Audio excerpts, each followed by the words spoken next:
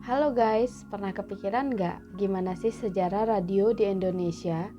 Sekarang mungkin kita lebih sering menggunakan YouTube atau Spotify buat dengerin musik dan nonton podcast. Tapi dulu radio adalah satu-satunya hiburan dan sumber informasi utama. Nah, di video kali ini kita akan membahas bagaimana radio berkembang di Indonesia, mulai dari zaman kolonial sampai di era digital seperti sekarang. Dulu sebelum Indonesia merdeka, radio pertama kali muncul di era kolonial Belanda. Tahun 1925 ada stasiun radio pertama di Indonesia. Namanya Radio BRV di Batavia alias Jakarta. Tapi radio ini cuma bisa dinikmati oleh orang Belanda dan kaum elit saja. Nah, tahun 1933 muncul Radio Nirom yang mulai menyiarkan berita dan hiburan dalam bahasa Belanda. Sayangnya, orang Indonesia masih belum banyak yang bisa mengakses.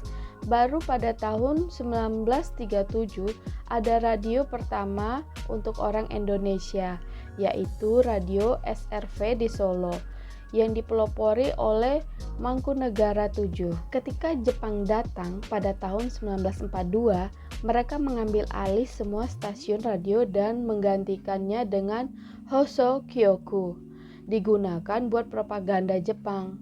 Tapi di sisi lain, orang Indonesia mulai belajar teknologi radio dan siaran. Ini penting buat perkembangan radio ke depannya di Indonesia. Bagian yang paling bersejarah adalah pada saat proklamasi 17 Agustus 1945, berita kemerdekaan Indonesia disebarluaskan lewat radio. Ada seorang pemuda yang bernama Jusuf Rono Dipuro yang berhasil menyiarkan berita lewat Radio Republik Indonesia atau disingkat dengan RRI. Meskipun saat itu masih dalam tekanan Belanda yang ingin kembali berkuasa. Radio RRI resmi berdiri pada 11 September 1945 dengan semboyan yang terkenal, sekali di udara, tetap di udara. Lewat RRI, para pejuang bisa menyebarkan informasi, membakar semangat rakyat, dan melawan propaganda Belanda. Radio jadi senjata penting dalam mempertahankan kemerdekaan. Di era Soekarno, radio semakin berkembang dan jadi alat propaganda negara. Siaran-siaran berisi pidato Presiden Soekarno dan lagu-lagu perjuangan sering banget diputar. Masuk ke era Soeharto, radio tetap penting tetapi lebih dikontrol oleh pemerintah lewat kebijakan seperti Sistem Informasi Nasional. Setelah reformasi 1998, kebebasan pers meningkat, termasuk di dunia radio. Stasiun radio swasta seperti Prambors, Hard Rock FM, dan Gen FM makin populer, terutama buat anak muda. Radio nggak lagi cuma buat berita dan politik, tetapi juga buat hiburan, musik, dan lifestyle. Masuk ke era digital, radio mulai bersaing dengan podcast dan streaming musik. Tapi jangan salah, radio tetap eksis.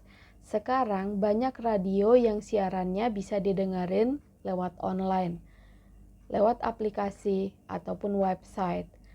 Ada yang berkolaborasi dengan platform digital seperti YouTube dan Spotify. Jadi, meskipun teknologi berkembang pesat, radio tetap punya tempat sendiri di hati masyarakat Indonesia. Dari zaman perjuangan sampai era digital, radio selalu jadi sumber informasi dan hiburan yang gak tergantikan. Nah, menurut kalian, bagaimana masa depan radio ke depannya? Apakah bakal tetap bertahan atau tergeser sama podcast dan media digital lainnya? Komen di bawah ya. Jangan lupa like, subscribe, dan nyalain lonceng notifikasinya biar gak ketinggalan video-video seru lainnya. Sampai jumpa di website berikutnya ya guys.